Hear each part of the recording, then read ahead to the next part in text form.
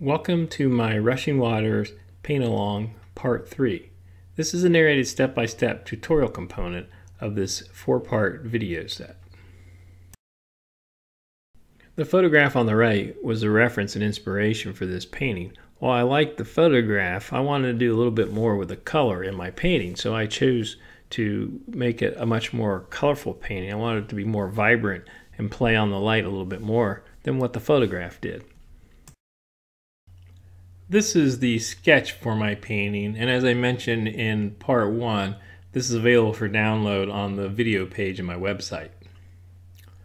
Now, one of the things I've done, because I want to emphasize some light moving through my composition, is I've taken my sketch and I've taken a highlighter and I've indicated in my sketch where I really want to bring in some strong light.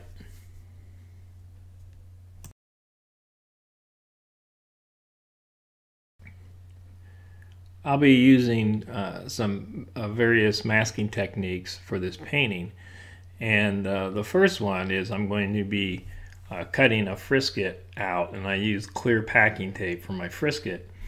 And the easiest way, because I'm going to cut out around several shapes, is I just put it strip by strip and cover the whole paper. And once I have that down, then I can just come in and cut the shapes that I want to protect.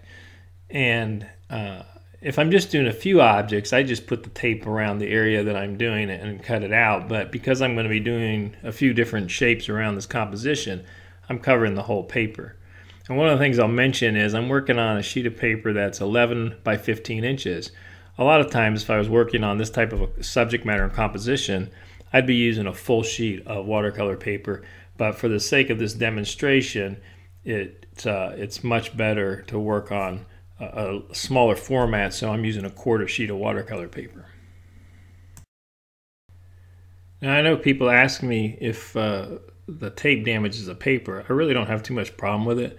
There's an occasion when it will pull up a little bit of the surface, but really not that bad. And when you're cutting it, you have to be careful you don't cut too deep to go deep into the paper. But a little mark on it doesn't hurt that. So it takes a little bit of practice, but I find it an effective way to mask larger areas of composition. And so here I am with just a little sharp knife, razor knife, and I'm just going to cut around some of the shapes that I want to protect, which are actually some larger shapes, because the reason I'm using this masking to start is I want to paint some of these rocks, and I want to get some textural effects in them with a couple techniques that I don't want to impact the rest of my painting. So I'm going to cut out some of these rock shapes and protect the areas on the exterior of these rock shapes so that I don't get the wash and I'm going to use a little salt. I'm going to use some spray just to get some texture in the rock. And I don't want that to impact the rest of my composition, because I don't need that impact or that textural effect in those areas. So I'm going to cut around some of these rock shapes. I'm going to pull up the tape on the rock shape so they'll be exposed, and then I'll start painting on them.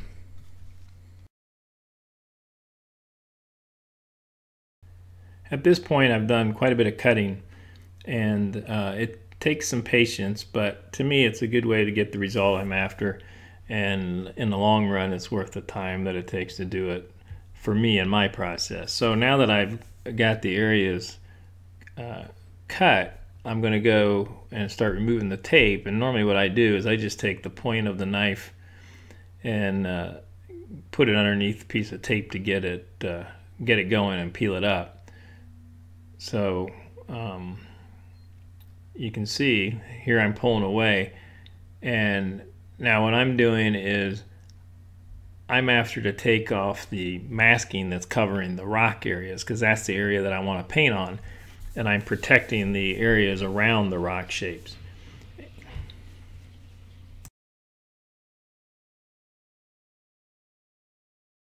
So you can see the areas where I've removed the mask, and I have a few more of these shapes that I want to uncover. before I move on. So this is nothing that I would ever consider using liquid mask. It's too big an area. It costs too much money because liquid masking fluid isn't cheap, and it would make the paper very funny putting that much masking fluid on it. So this is a inexpensive way to accomplish this. You can see the tape really, it comes off fairly easily, but it does a good job of sealing too. I've started to apply some liquid mask because I want to preserve some of the highlights within the areas of the rocks that I've opened up. So I'm using a liquid mask being dispensed by this bottle to preserve some of the highlights. And this bottle, it's one I buy and just fill myself. It's more economical that way. And it's not a super fine tip. It's about a 1/16 of an inch opening, so it puts down a nice bead, and it rarely ever clogs. If I want a finer bead of masking fluid, if I'm doing fine line work, then I'll use one of my other masking fluid pens. You can see now my masking fluid has dried and I have the areas masked that I want. And so now I'm free to paint in these areas and experiment with textures without impacting the rest of the painting. So here I'm beginning with a mixture of burnt sienna and ultramarine blue. They give me this kind of a warm brownish tone. And I'm being very loose with my painting right now. And here I've started to put in some raw sienna into the mixture. And you can see it's a nice warm tone. So I'm going to try and put some of those warmer tones near those highlights, and it'll just have a nice glowing effect. And now you can see here I've taken a purplish tone, which is actually quinacridone violet, and then I've got some sap green, which has a little bit of the ultramarine blue and burnt sienna mixture in some of it. And so these aren't necessarily the colors you would think of if you're going to start to paint these rocks. But as I said, I want to bring more color and make this composition more vibrant than the reference photo. So one of the things that starts working here, this like the violet tones with the gold tones, start to get complementary colors working in some of these combinations, and it helps enhance the glowing impact of some of those tones that I've put down. Same thing by working with some of these neutrals. The neutrals will help set off some of the more vibrant colors. You can see this is a very fluid wash, and the packing tape that I've used for my frisket does a nice job of keeping that area protected. And the one thing you have to watch a little bit when you get a lot of water into your paint, like I am, and I'm working on an incline, this doesn't work if you're not working on an incline. You can't control the flow of your paint. It doesn't flow together right, and you'll get a lot of backwashing. But one of the things you have to watch for is some of that water will start to pool around that tape, and you need to keep an eye on it and pick it up with a damp brush when it does. So here I've put some coarse salt down in the rocks to create some texture. And that's one of the things where I said I wanted to use some different techniques to create some texture. And now I'm using a coarse spray bottle. So it's not the fine mist spray I use, it's got a little bit more coarse of a spray. And I don't push super hard on it, I just kind of push just with enough pressure to get it to move some water, and that way it keeps the spray a little more coarse. But you can see the impact that it's having on these areas where I had put down a wash. It's given a nice texture, which kind of gives a suggestion of what you would see on a rock.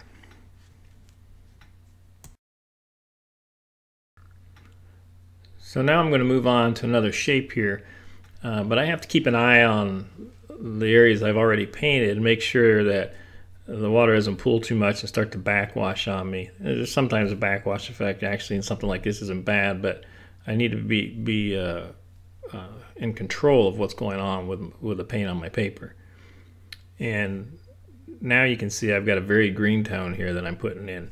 So as you come down these rocks, you can see the gold to the violet to the green and back to the gold and to a neutral and to a green and a violet again. So it just moves that color through the composition.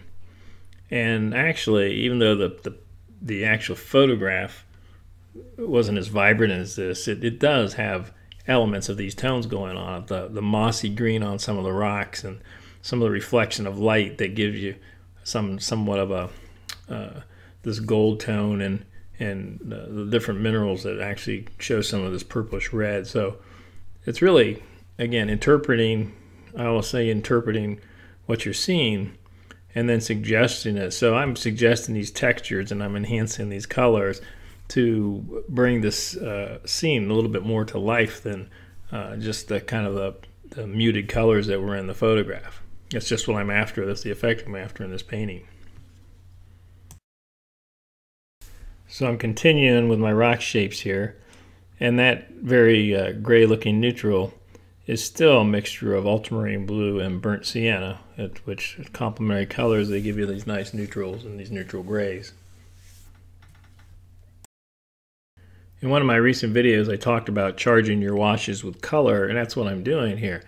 I'm not laying down flat washes and putting them layer on layer, or just leaving a flat wash, putting it down and leaving it. I'm really loading these up with color and letting them mingle and mix on the paper. And then here you can see where I've taken this spray bottle. I like to use this. This is a fine mist spray. And I soften the edge a little bit and help gradate the color. And it kind of gives a highlight on that rock where I hit it. But you can see these washes they're all charged with color. They're not flat, boring washes. They're really energized, and that's what I'm after, to help bring some life to this composition and create the feeling that there's light moving through and bouncing around, and you have all this color. So on all these rocks, you can see that I've used some of the salt, the coarse salt, and I've sprayed them with a bottle, and really getting this textural quality. And you can see why I didn't want to do this without the rest of the paper being protected, because it would give me this texture in areas that I don't want it. And I don't approach my paintings that I'm going to do a salt painting or a spray painting or a saran wrap painting.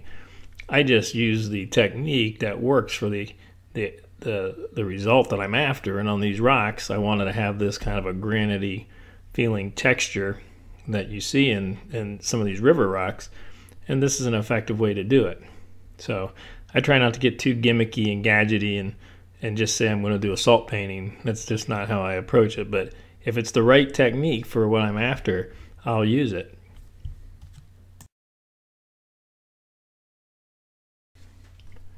I still want to get this kind of glow a little bolder, so it's still wet.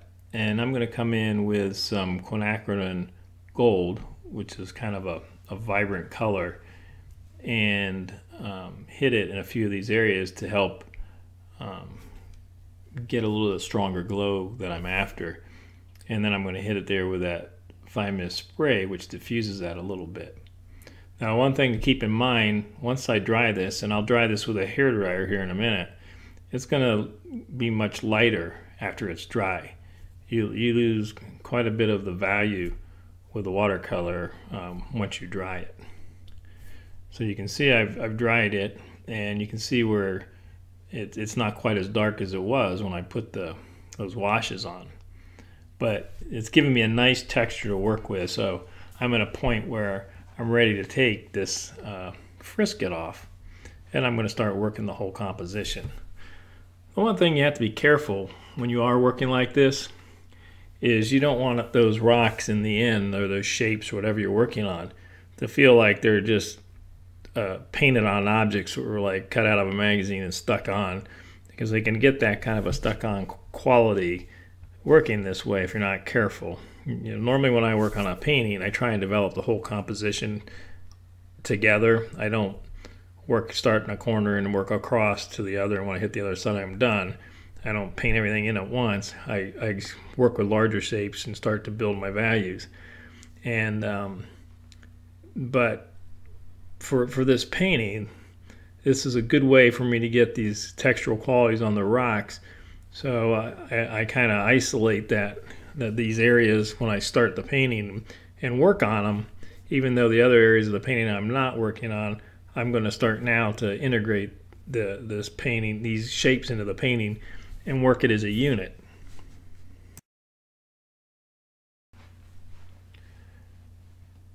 So here I'm taking off the last of the frisket masking that I have on there, and I've left the dried liquid mask that I put on the rocks for highlights. I've left that still on the rocks. I'm not ready to remove that. So right now I've removed the frisket that I put on, the packing tape, and what I'm going to do now is I'm going to put some liquid mask in some of these areas that was covered with the packing tape. And here I'm using the fine line masking pen because I want a much finer line than I can get with the other bottle I used earlier. And this area back here is an area that has a bunch of sticks and twigs just kind of piled in there, and so I'm not going to sit there and count every stick and twig and try and paint them. What I'm going to do is I'm going to kind of interpret the texture that's there and the pattern that's set up, and just kind of recreate that kind of a textural pattern to give the suggestion of all these twigs and sticks. It doesn't matter to me if there's 85 of them or 185 of them. What's important to me is that I'm just giving the suggestion of that texture as I'm interpreting it myself. And I'm also putting some highlights on some of these other shapes, like of branches and rock shapes. And then once I get this on, I'm going to dry it, let it dry, and then I'm going to start working the whole painting as a unit. And you do have to be aware of the sequence that you have to do some of this in, because you can't put the liquid mask on and then go and try and use the packing tape, because it won't work. It's no longer, you have this bumpy surface with all this masking fluid and your tape won't seal. It'll make a mess. So if you're going to do any frisket work, it's best if you can do that up front to avoid any problems. Or if you have an area that you know you're going to mask with a liquid frisket and you can paint it and then remove the frisket, you can certainly come in later and do some more work with packing tape if that's what you're after. But you just have to be smart about how you sequence some of these steps.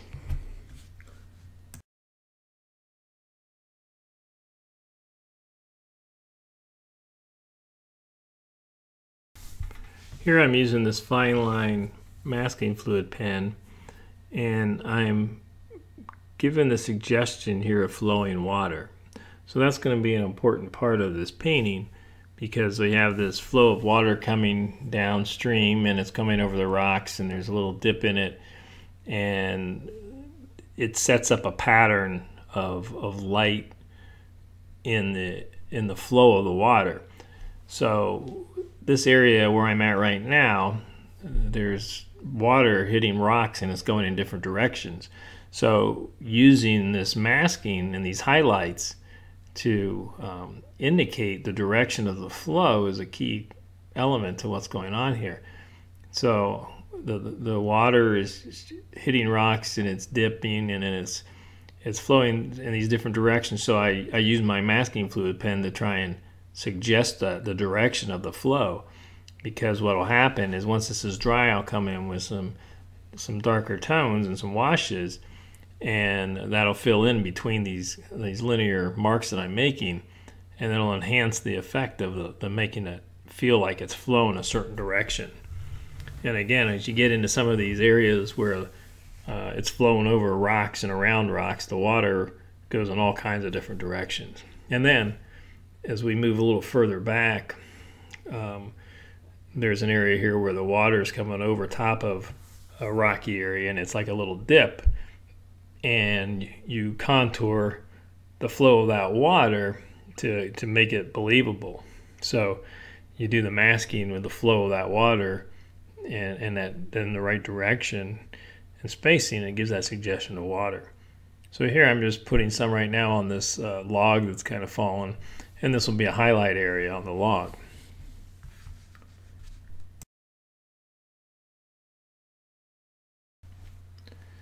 You hear me talking about direction a lot. It's one of the elements of design, and it's important here when you're doing water because it really tells you what's going on. You have these linear marks that are have some unity to them in the way they're put on the paper in the direction that they go, and it lets you know where the water's flowing and whether it's going up and down vertically or whether it's horizontal or splashing off to the side. It's the directional thrust of these linear shapes that tells you that and gives a suggestion of that's what's going on.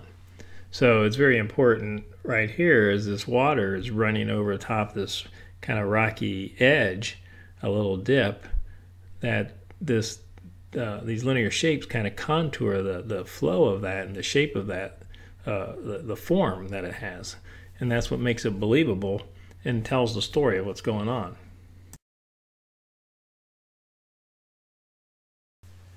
Now I'm in an area where the directional thrust needs to be more horizontal because it's to the point where the water is coming at you and it's almost oblique, but you can see as I lay this down how it contours the rocks underneath this water here and the flow of the water, and it just tells the story.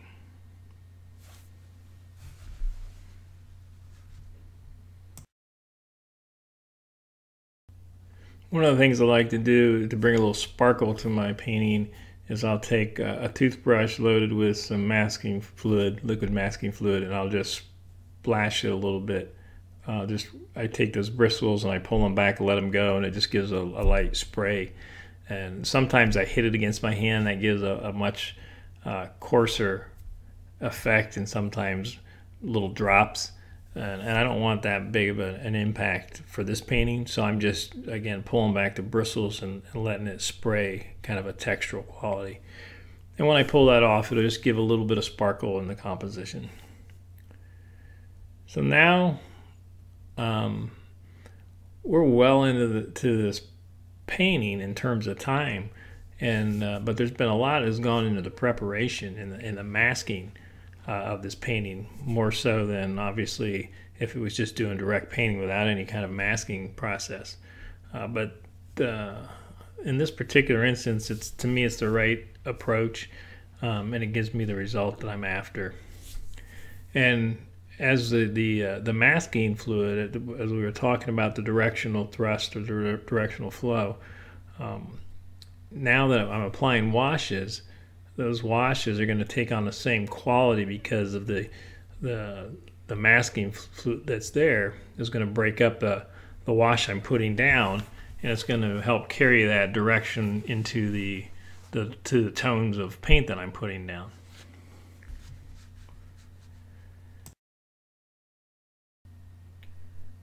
Now, this mixture that I'm using right now is actually royal blue with a little bit of burnt sienna in it. It's a darker tone than the ultramarine blue, and I get probably more questions on the royal blue than any other paint that I have. In fact, I know I do, because it's Holbein's color, and it's PB60 is the pigment. And you have to keep in mind the pigment is what's important. The name of the paint that the manufacturers use is a marketing name. So PB60 is in many different brands of paint, but they're all their different names, but it's still PB60. So Holbein's is royal blue, and then some of the other manufacturers use indanthrone blue or indanthrane blue or delft blue, and they're all PB60, so they're all the same basic pigment, but they have different marketing names. So when you look on the side of the tube of your paint, you'll be able to see the pigment number, and for royal blue it's PB60, but if you go to, say, Daniel Smith, it'll be indanthrene blue, but it'll still be on the side, it'll still say PB60. And that's what I'm using here to give the suggestion of water. And the linear marks that I've made with the masking fluid here are going to give me some hard edges, but right now I'm trying to keep a softer quality, so I'll have this kind of the variety of the edges, the soft and the hard, which is really what you get when you're looking at flowing water. As it splashes and comes over rocks, you hit soft edges, and then there's areas where the ripples of the waves or the edge on the rock presents a very hard edge. So I'm trying to keep a combination of both of those working for this painting.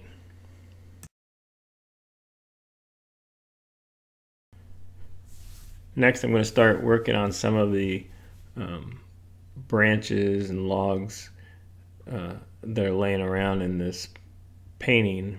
And the mixture I'm applying here is ultramarine blue and burnt sienna, and that's what I'm using for a lot of my neutrals in this painting, is that mixture of ultramarine blue and burnt sienna. And as I apply some of these neutrals, you can see where I try and charge that wash a little bit with some color. So that wash just was a grade neutral, and then I came in with a neutral I took more towards the burnt sienna side, and it's a warmer tone that I mixed in with that. So here I'm going to start working on this branch which is falling on these rocks, and I'm using this jumbo round wash brush. It's a silver black velvet brush. It's a nice job. It's a soft brush. It's good for applying these kinds of tones and washes when I'm working on a painting. And I'm putting in a darker value on this branch, and it's kind of how it is in the photograph too. It's this dark shape, and it helps bring it to the foreground, and you get a little bit of depth between it and the water that's behind it eventually here as you build up the different values. And I'm trying to vary that tone a little bit. You can see I started more with a burnt sienna tone on the left, and I worked more towards an ochre tone, and I probably could have been a little bit more vibrant than what I am there, but I'm going to bring a little bit more color in that when I take off the masking fluid, and I'll put a little bit of a warmer tone on that.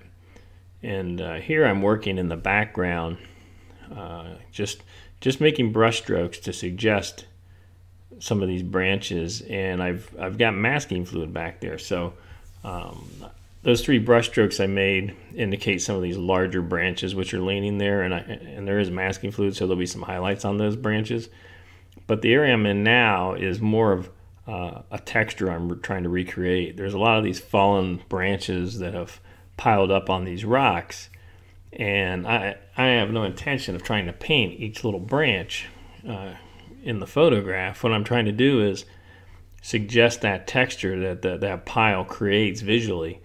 And to do that, I've done a little planning by first going in with a liquid masking fluid and making some linear marks with that. So those linear marks are going to come through this darker wash that I've applied once I remove it, and it'll start to have that linear shape that helps build that texture. And then what I like to do is, after I remove my masking fluid, I'll come back in with some dark linear marks going over top of those white marks. So in essence, it's going to look like I have multiple layers by building up and putting the dark, then with a light masked area, then dark over those. It gives more depth and makes it more believable, but it's all attempt to recreate that texture that's back there that suggests there's a pile of sticks and branches. And over on the left, I've taken a little bit brighter gold color. It's quinacridone in gold, and just again trying to work some color into this composition more than what's there in my photograph. This mixture that I'm using now has ultramarine blue and burnt sienna, but it also has some sepia in it. Sepia is a very dark brown, and it's kind of a flat color. So when I use it, I normally try and liven up a little bit by charging it with some other colors. And I like to work in like purples and greens and golds, and it brings a little bit more life to what would be otherwise a very dull wash.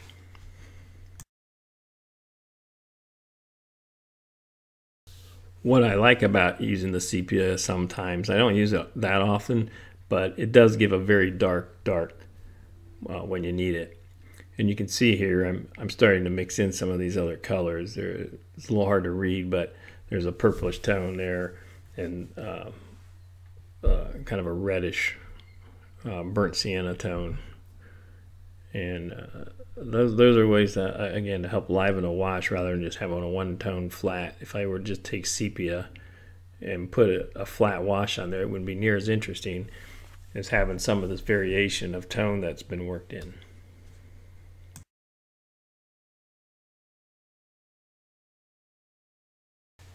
You can see at this point I've put quite a large area of this dark value in.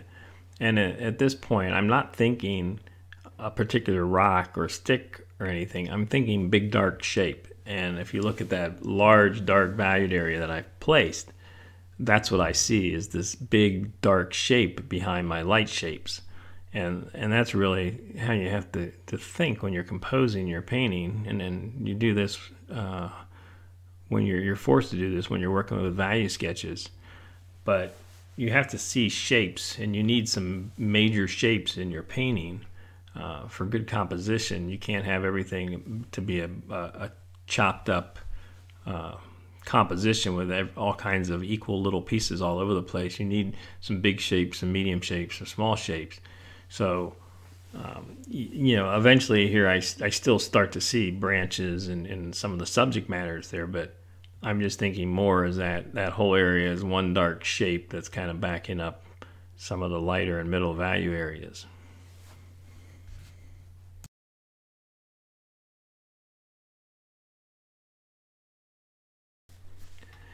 Now I moved up here to some of this rock water area, so I'm starting to move this this value through my painting. And periodically I like to stop and soften edges because I don't want everything to be hard edged. And this is also when I talk about developing your painting as a whole. You can see I didn't start in one particular area and just move across the page trying to detail it to completion and then work across. Sometimes you'll see that, and there's nothing wrong if that's the approach you like to take. But for me, I like to evolve it as a whole composition, and I'll work this color around the whole painting as I go and start to develop it. And I've said it in some of my other videos, I like to start with the bigger shapes, bigger brushes, lighter values, and then I work down towards smaller shapes, darker values, and normally work towards smaller brushes. But so far in this painting, I've only used a few brushes and fairly large brushes.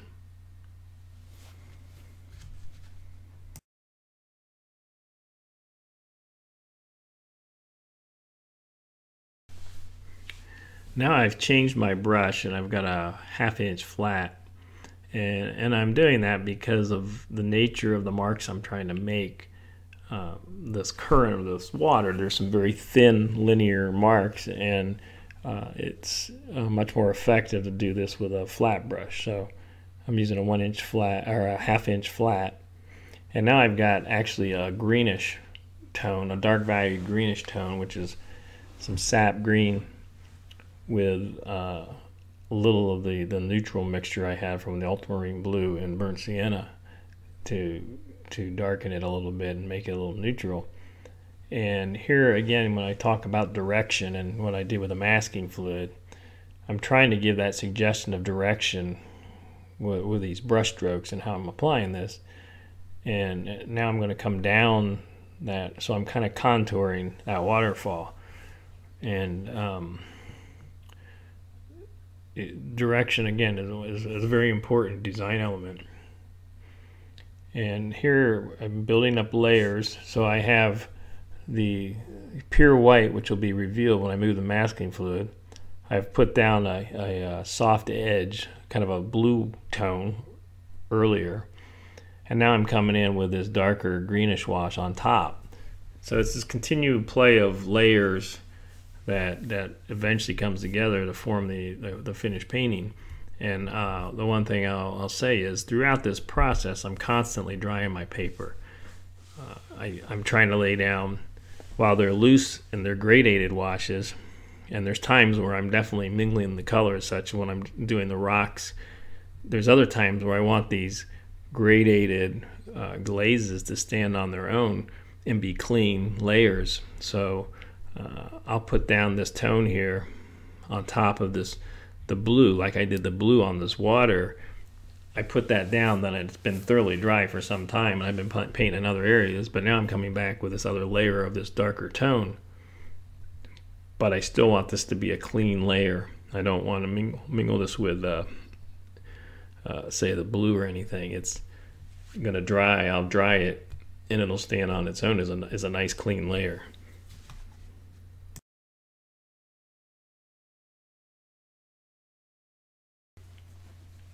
Now I'm going to start to work on this other area of water that's rushing between these rocks. And then one of the things, again, very important, will be the direction of the linear marks that I'm making, because that's what's going to tell the story. So some of these marks are going to be vertical, some of them are going to be horizontal, and some of them are going to be oblique. But each brush stroke, when you make a brush stroke, you want it to count. You don't want to just make marks just to make marks. So each stroke that I put down is given a suggestion, in this case, of direction.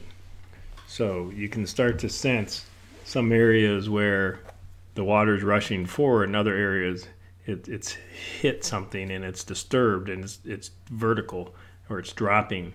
And so the direction of these brush strokes is very important in this part of my painting process, because again, it really starts to contour the form that that water is ultimately taken as an overall shape.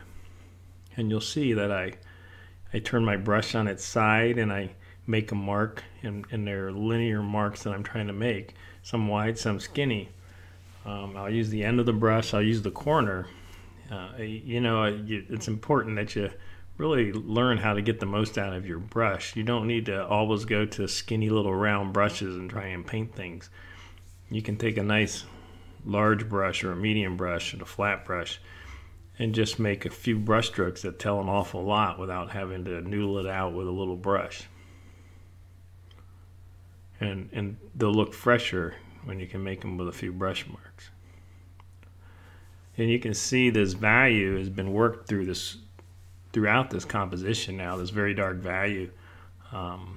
For a while there, I was all very much light and middle value, but I brought in a large dark shape, and I've worked this darker value into many areas of the painting. And as I mentioned before, some of the areas are very hard edge, some are very soft edge.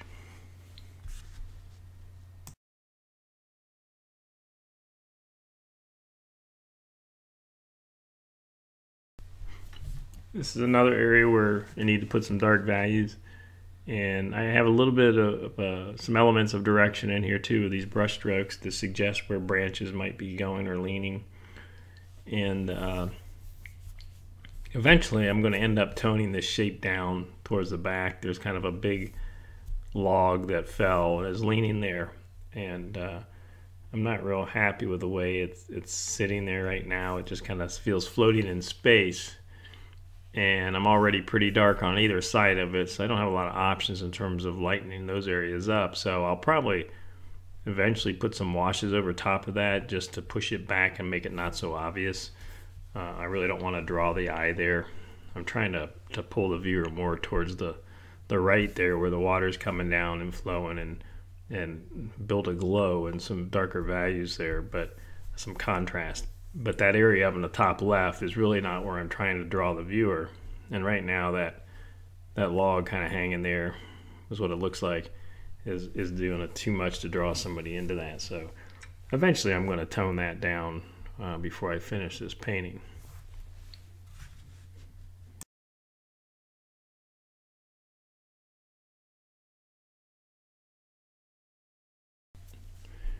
Now I have a 1-inch flat brush loaded with a very dark value, and I'm just making some marks to give the suggestion of these dark branches. And I'm doing some very dark value on what's already a medium dark, but it's just a subtle effect to that shape.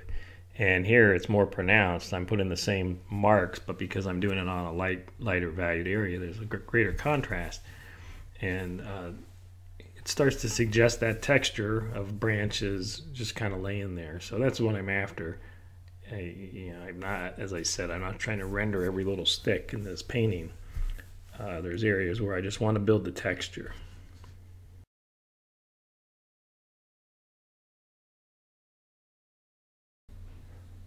I like this rock shape I have here, but I want to give it a little bit more personality, a little bit more some marks and some irregularities into the surface that that maybe aren't there. A little bit more intentional. Right now I have some interesting colors and textures, but it's very loose and unstructured somewhat. So I'm gonna come here with some detail and make a few marks that, as I said, are a little bit more intentional, and trying to find it more as a shape. And the brush I'm using is it's a black gold quill brush that I like to use when I'm making some detailed marks. It holds quite a bit of paint, but it comes a very fine point. And even with this brush, I'll use it on its side, as you can see there. But just trying to suggest some more texture, some cracks and crevices that are on this rock, which it's kind of in an area where the eye is really going to be drawn.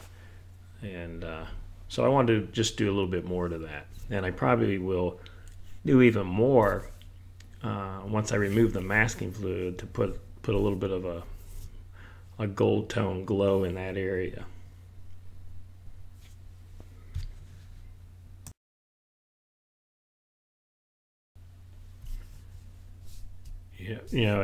One of the things I like in some of these areas is to play the kind of the purple tone against the gold, which is what I have going on here. This is a purplish dark, and I have some violet washes underneath that. And I'm going to come in with a much stronger statement on that kind of a gold, and even leaning towards sienna tone at times here. So I've actually got here a mixture of burnt sienna that's been brightened up just a little bit with some quinacridone and coral to make it a little brighter. And you can see it's a very rich color. And when it diffuses, it gives a nice effect along with this deep purple tone that I've just put there. I do have to be careful though, because that wash is going to drip down in some areas that I don't want it to.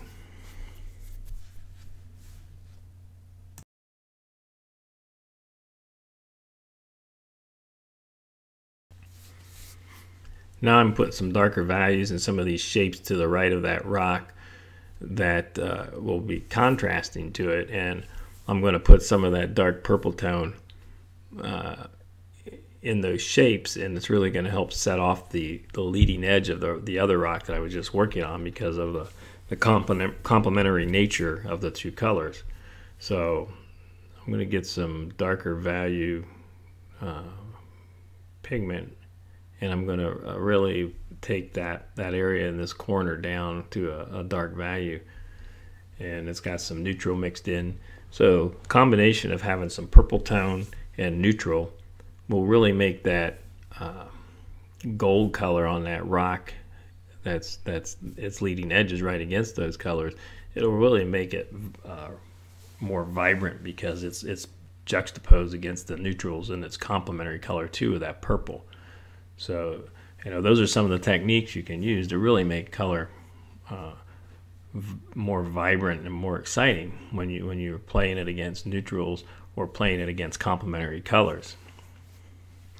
That gold is going to stand out much more positioned against that deep purple neutral tone, much more than it would if it were against another orangey tone or yellow rock.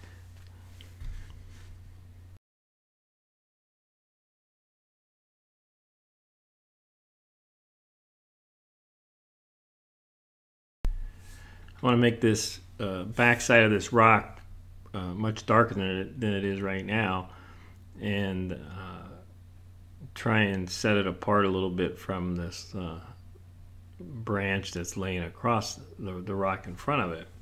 So I'm using a purplish tone there and some gold. And here is where I just use that fine mist spray and I diffuse those a little bit to soften the edges. So right there, I've got some water pooling against that liquid mask that's dried. And you want to watch that because it'll give you backwashes if you don't get it picked up. And all you need is a damp brush to touch it with a damp brush, and touch your brush to Kleenex or something to dry it, and come back and it'll pick that water right up.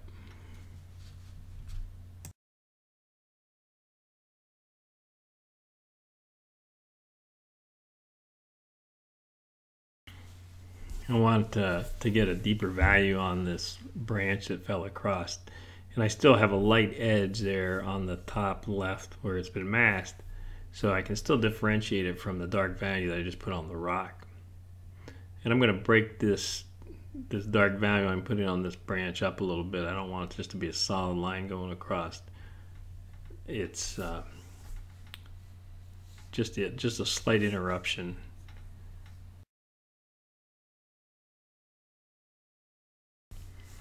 I want to bring some of that worn tone up in this rock shape in this top right corner.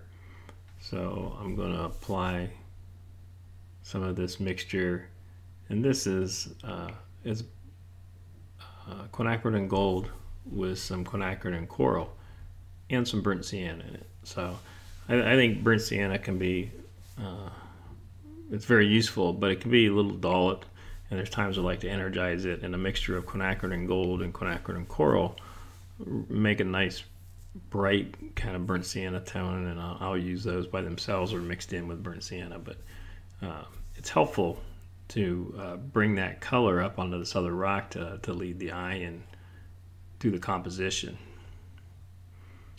And now I'm back to this flow of water in the foreground, and you can see I've gone very dark, and I have a smaller brush. So as I said, as I get further in my painting process, I get more deliberate and I start paying attention to small areas of detail, and it normally entails smaller brushes. And this is a number 4 Escoda Reserva brush. That's about as small as I go, really. And I just use it when I want a little bit of detail, and I use it when I still at times want to do a little bit of gradation. Other than that, I normally use my quill brush, which has a very fine point, but it's not as good as applying a small area of wash, which this brush will do, a good general sable will do. And here again, you can see the importance of the direction of these brush strokes. Those vertical brush strokes really suggest that the water's kind of taking a little tumble there, and then it levels out. But the only way you can tell that is with the direction of your brush strokes.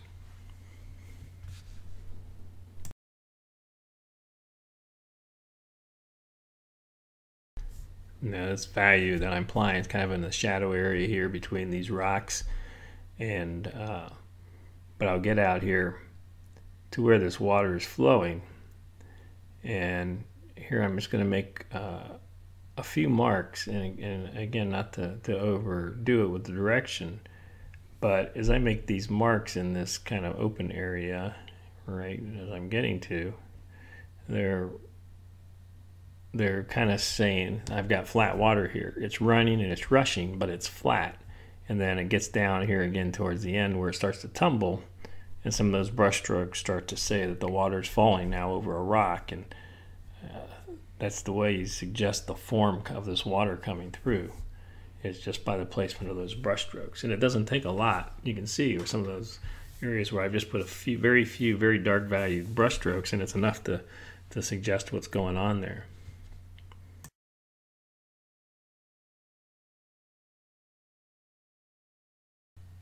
And now I'm at a point where I'm going to take off this liquid mask that I applied much earlier in my painting process.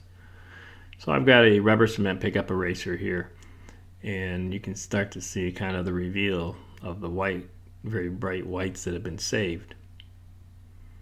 Now, I have no intention of leaving all these areas white. They've preserved them and they've left me white of the paper, but some of them are going to be toned down with color or different values.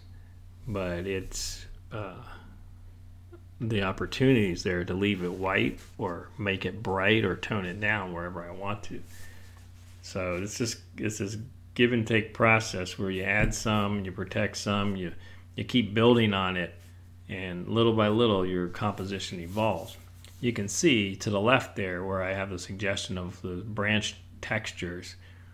Those are not going to be left all white. They're going to be toned down, but they're going to stand out from the dark values that are beside them. You're still going to be able to see those shapes, even though there's going to be a middle value, let's say over that area in the back where all those fallen branches are.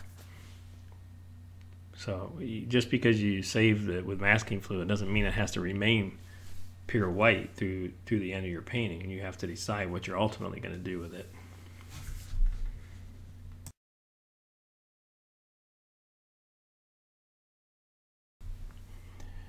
And now I'm going to go into this area back here where I preserve these branch shapes, but I'm going to go over it with a kind of a warm sienna, neutral sienna tone, some yellows and purples, and carry some of those same colors back into that area. I mean, I still view it as one big shape back there with texture, and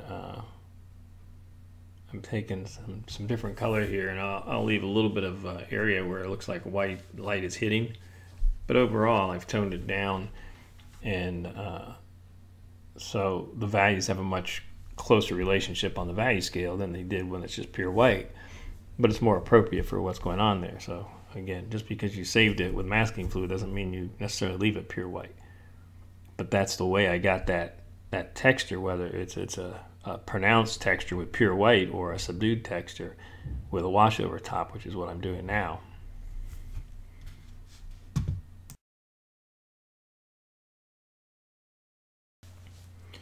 I'm going to continue to tone down this back area here. I've put some purple in, and now I'm taking some deep red paint here and pushing those white shapes back, toning them down. I still leave some little pieces of white sparkling in there to help bring some life to that area, but I'm taking most of this down quite a bit to send it further back behind these other rock shapes.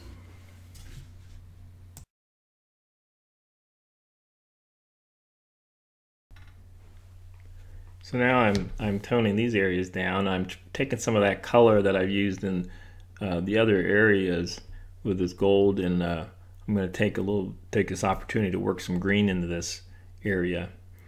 That helps give some continuity with what's going on in my composition. And you can see I'm not saying that I'm painting this green because I looked at my photo and I saw it green. I'm painting it green because I want to have this color working throughout my composition that I've got in other areas. I have this green in the water, I have it on the rocks, I have it in the sticks. So this is where you interject that interpretation and that artistic license to do things to make your painting more interesting. You have the license to be smarter than the camera. So you can improve the design and the composition and make it more interesting by using the elements and the principles of design.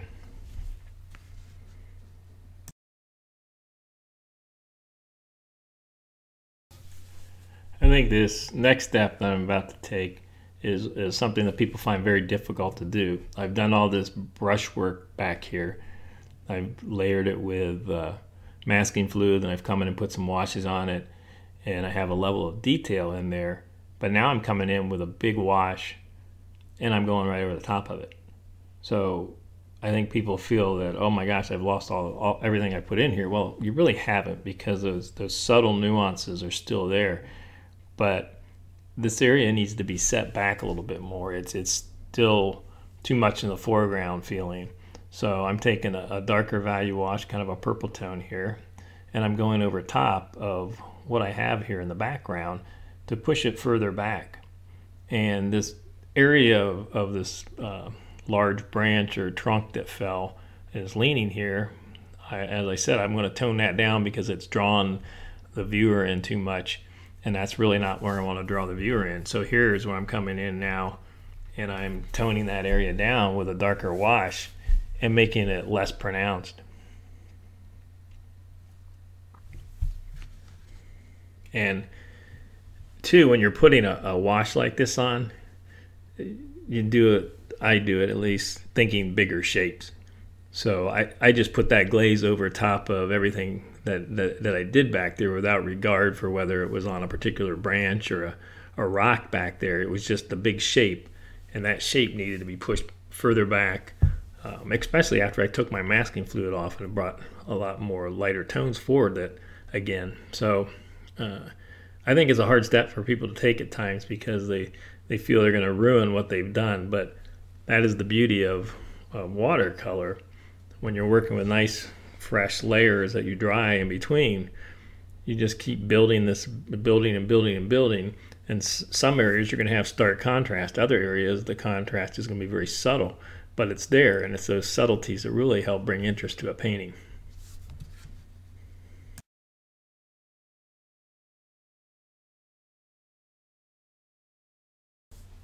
Earlier I had mentioned that I'd be coming back to this area once I took the masking fluid off with some stronger golds, and that's what I'm doing. And really trying to give a glow to this painting, more than what you see in the photograph, obviously. And this is where you start to stretch the colors a little bit. I mean, if the whole painting was done with this tone, it would be very bright and probably a little garish, but just touches of this type of color throughout this painting, which has lots of neutrals, it really starts to vibrate and glow, I feel. So there's a movement of this color coming back, going up this little trickle of water that's coming down, or this rushing water that's coming down. And I'm trying to move the eye from rock to rock down with the water, and I'll bring some of that gold tone into some of these other areas too. So this is quinacridone gold, and the tones are have a little more rustier feel to it. I've added just a touch of quinacridone coral.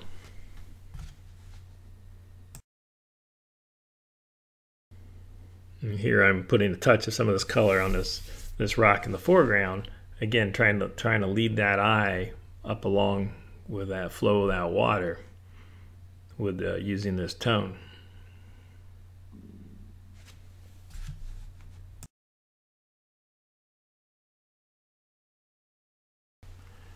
Well, I've placed some of these gold tones, these brighter tones, on these rocks to lead the viewer down with the flow of this river. I can't ignore what's going on in the rest of the painting, so I'm going to continue to take some of this color and move it through the composition. I've put a little bit of it on the fallen branch that's going across the rocks, and I'm going to hit this rock here in the foreground. And then that area in the top left is starting to become isolated because it's all very purple and dark, and some browns and some neutrals. And so I need just a little bit of this color on some of these branches. And this is where some of the planning comes in, on where you put this masking fluid and save your whites. I pushed a lot of that back, but I've left some elements where I can come in and put this color to really take the viewer around the whole composition, not just lead them up the stream and off the page. So I'm trying to draw that viewer's eye back to some of the area in the composition, and there's not a lot of it there, but it's just enough to help it connect with what's going on in the rest of the painting.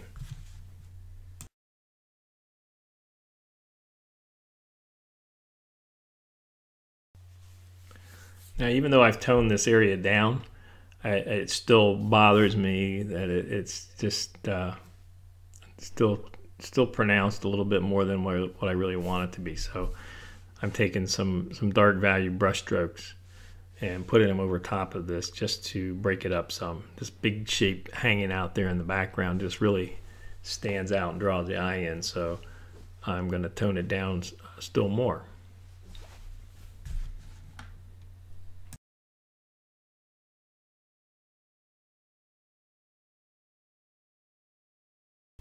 Here I've dried it, And as I said, values lighten quite a bit when you dry them, and I still haven't got the effect I wanted. So now I'm coming in with much darker wash and some brush strokes, and I think finally I'm okay with what I've got there.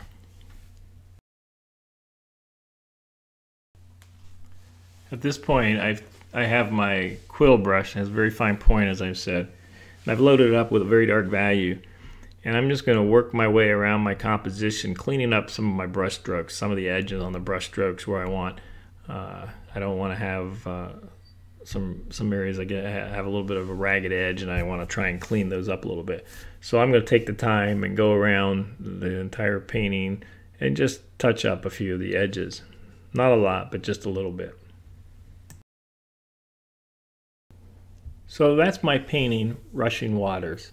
This has been one of my longer tutorials, but while this is a simple subject and kind of an ordinary subject, it's quite a complex piece to pull off. There's some planning you have to do for this. There's some upfront work with the masking, and then you have to get creative to take this ordinary subject and try to bring it to life with some motion and some color. So if we take a look at the original photograph here in the insert, you can see it's neutral, very limited on color, which is fine, but I wanted to liven it up a little bit so you can see in the painting how I've done that using the variety of color and the value contrast, and got a lot of motion with some of the brush strokes and the direction of those brush strokes. To me, that's one of the neat things about being an artist, is the artist can look at the ordinary and see something special. The average person is just going to walk by this scene. It's just a bunch of rocks with fallen sticks and water and not think twice. But the artist can look at it and see something, and using light and value and color and direction, they can take it to another level and make it something special. I hope you've enjoyed watching this tutorial, which is part 3 in my 4-part set for my paint along series, Rushing Waters. As always, if you have questions about my materials, you can go to the studio page on my website, rsorwitzart.com. If you have specific questions, you can email me at contact@rsorwitzart@gmail.com. And if you want to see more videos, you can check out the homepage on YouTube for Rick Sorwitz Watercolor. You can follow me on Facebook. And if you enjoyed this, don't forget to like it, share it, and comment. Thanks for watching.